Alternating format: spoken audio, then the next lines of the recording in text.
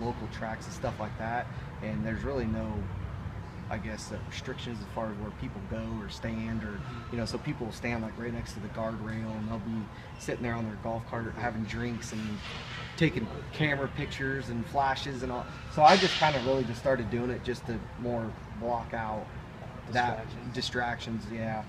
And then I kind of, I guess, just got used to it, so I kind of bring it over. I mean, like a lot of like the sides here, when you sit in the car and your head's all the way back, these where the tape marks, they extend maybe a little further than past like these pads, so it may come out to about here. You really don't see too much anyways, but like Jim O said, generally, if you do see a car, you definitely don't want to look that way, because then you'll tend to drive that way.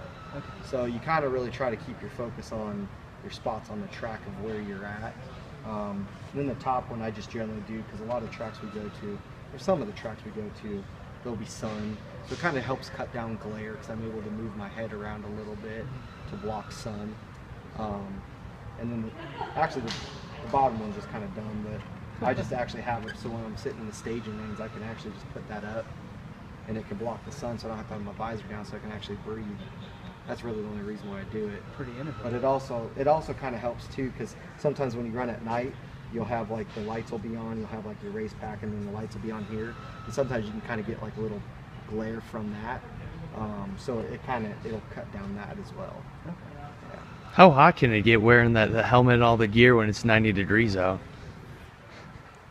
Real hot. Yeah. Yeah, when you're wearing like a 20-layer suit and it's humid, hot, yeah, I mean you're sitting there cooking. It's not hot enough to make them get a real job. Exactly. Yeah, exactly. Yeah. But I mean, realistically, you generally, by the time, like, I get in about 4 pair back, so you'll probably sit in the car, as long as there's no oil downs or anything, you'll probably sit in the car for 8 to 10 minutes, depending on how things go.